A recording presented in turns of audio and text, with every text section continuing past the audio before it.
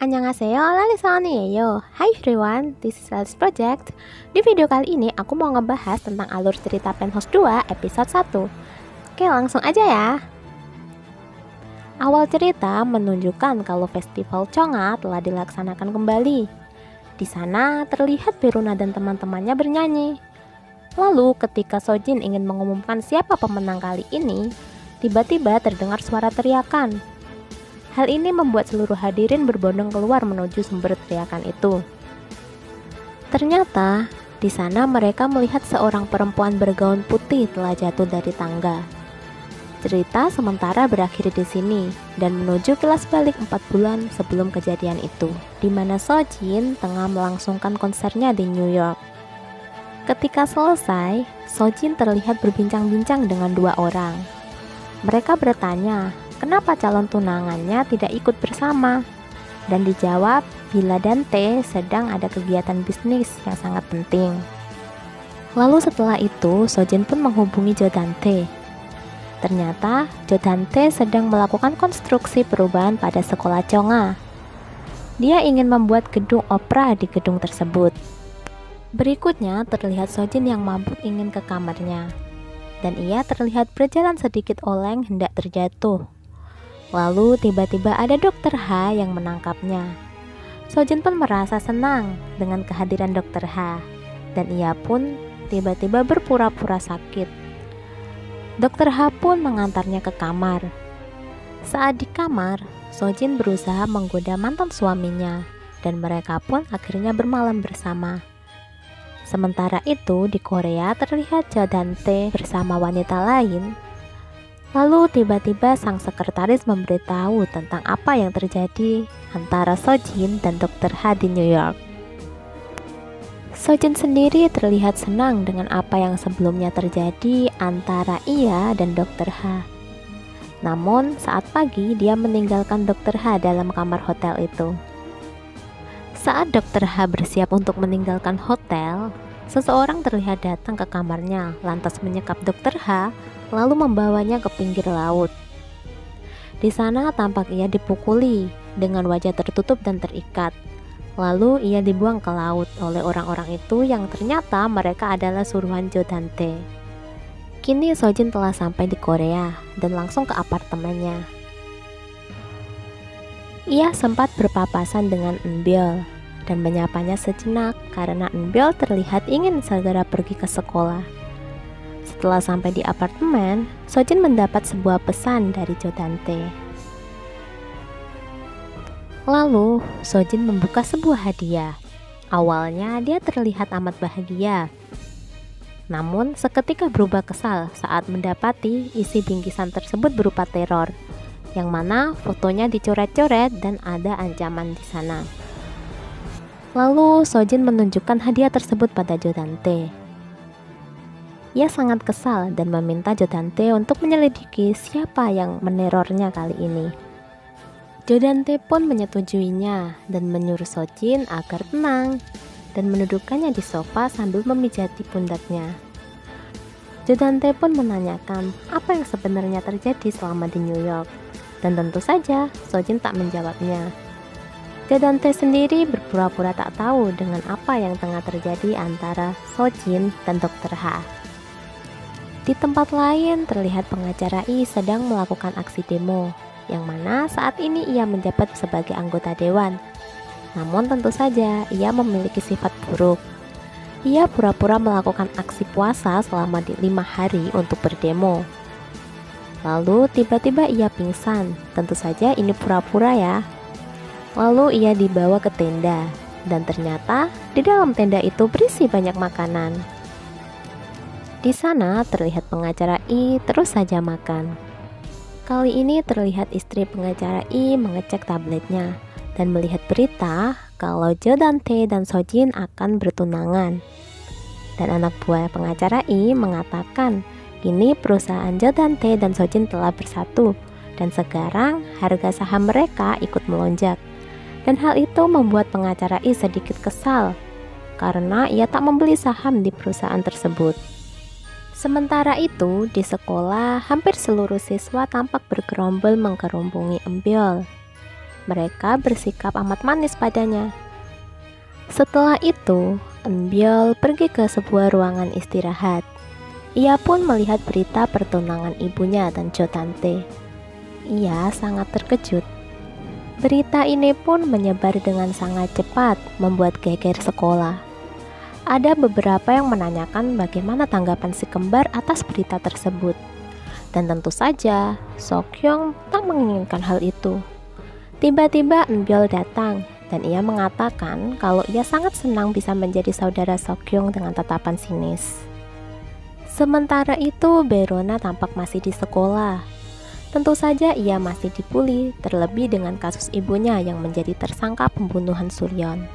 Anak-anak Istana Hera benar-benar diperlakukan sangat istimewa. Bahkan, saat ini diadakan kelas khusus bagi mereka agar bisa mengikuti tes ujian nasional. Saat ini, Ronald melakukan kerja paruh waktu di sebuah minimarket. Ia pun melihat berita rencana pertunangan Jodante dan Sojin di TV. Tiba-tiba kepala toko mendatanginya lantas memecat Rona karena diketahui ia adalah anak seorang pembunuh. Sementara itu, di luar telah berkerumun wartawan yang ingin meminta penjelasan Rona. Sekelebat terlihat seseorang bersepatu putih menyaksikan hal itu. Malam hari, keluarga Jodante dan Sojin makan malam bersama.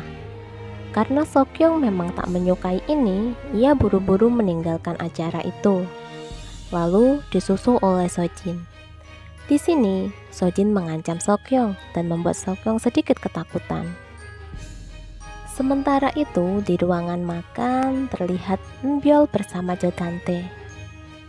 Enbyul mengatakan kepada Jodante kalau ia tak perlu berbuat lebih agar Enbyul merasa terkesan di depan ibunya. Ia berharap agar Jodante berperilaku biasa saja, terlebih saat ibunya tidak ada bersamanya. Kali ini Sojin tampak berjalan di sebuah lorong. Ia sangat kaget saat melihat bajunya terobek-robek, dan semua poster telah dicoret-coret dengan spidol warna merah. Sekali lagi terlihat sekelebat orang memakai sepatu putih menyaksikan hal itu. Sojin sangat kesal dan memberitahu Jodante apa yang tengah terjadi. Sojin mengira itu adalah ulah Oyoni yang kabur dari penjara, dan Sojin meminta Jodante untuk mengurus Berona. Atas masalah itu, Jodante melampiaskan marahnya pada pembantu rumah, dan membuat pembantu itu kesal lantas menemui Rona.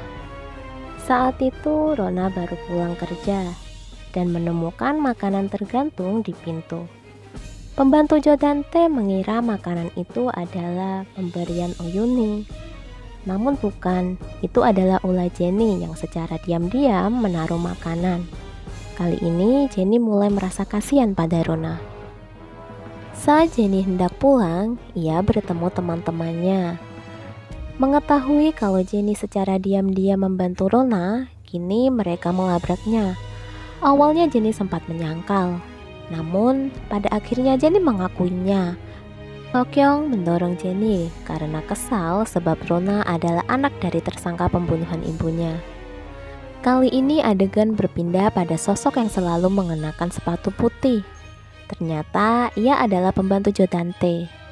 Rupanya ia merasa cemburu ketika melihat Jodante berpacaran dengan Sojin.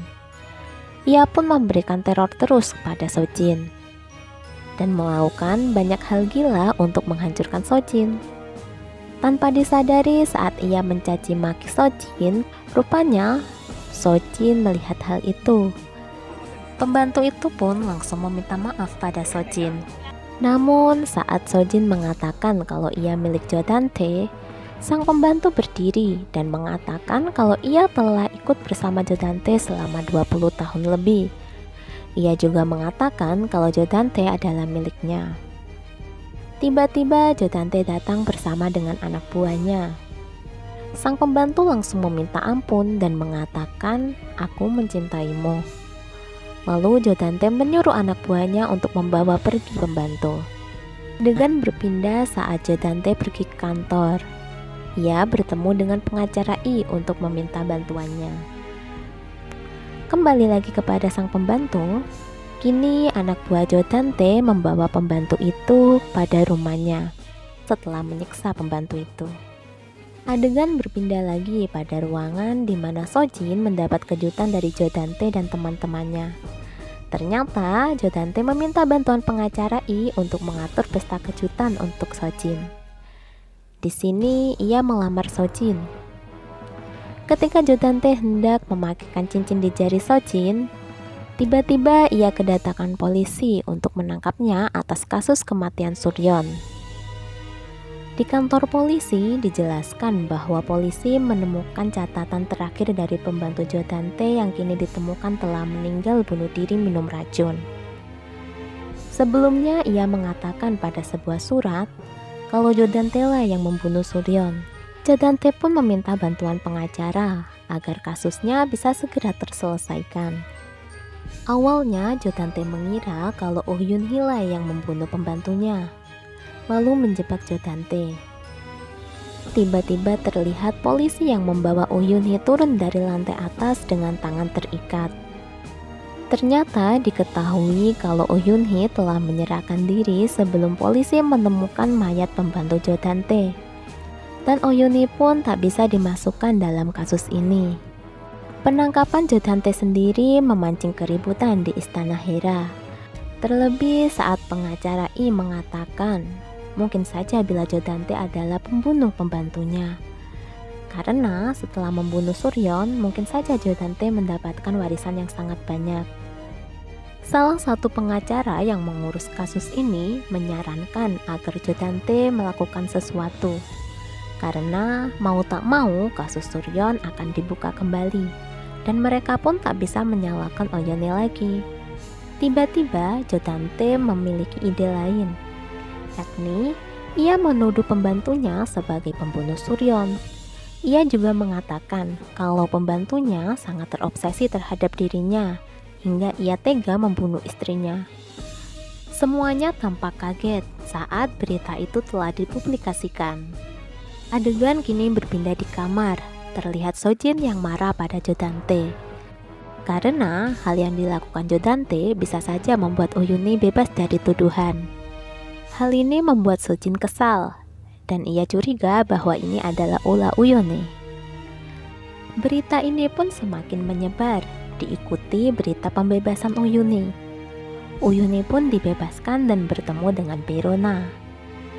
Kejadian kilas balik pun diceritakan saat sebelum pembantu itu mati. Di situ terlihat Berona menuju sebuah rumah yang di dalamnya ada pembantu Jodante.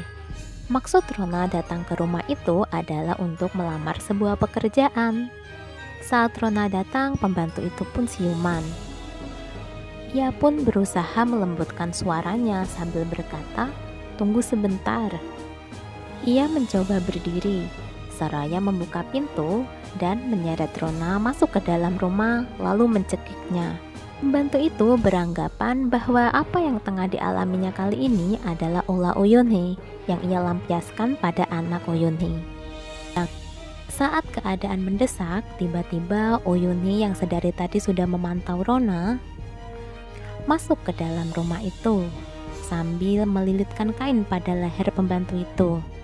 Dan saat ada kesempatan, Rona pun lari dan tak tahu kalau itu adalah ibunya. Saat itu Yun Hee hampir saja dihantam pot bunga oleh pembantu itu.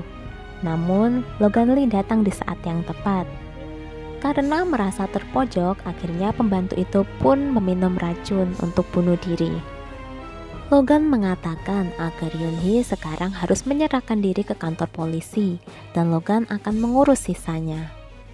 Di situ terlihat Logan berusaha membuat tulisan yang sama persis seperti tulisan pembantu itu, mengatakan kalau Jodante lah yang telah membunuh Suryon. Adegan berpindah lagi pada Oh Yun Hee dan Rona. Karena merasa tak nyaman lagi di Korea, kali ini Rona dan ibunya akan ke luar negeri.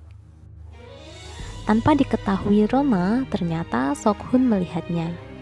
Mendengar kabar itu membuat Sojin senang. Cerita berlanjut pada 3 bulan berikutnya saat pesta pertunangan outdoor antara Jodante dan Sojin. Di sebuah ruangan, di mana Sojin ditanya kenapa ia tidak langsung menikah saja dengan Jo Dante. Sojin menjawab kalau ia belum memikirkan hal itu. Dan ternyata perbincangan itu pun tak sengaja terdengar oleh Jo Dante. Pesta pun dimulai diiringi suara gemuruh tepuk tangan. Semuanya tampak bahagia kecuali Sopyeong. Di tengah pesta tiba-tiba datang sebuah helikopter yang membuat acara itu berantakan akibat angin kencang yang ditimbulkan dari baling-baling helikopter itu.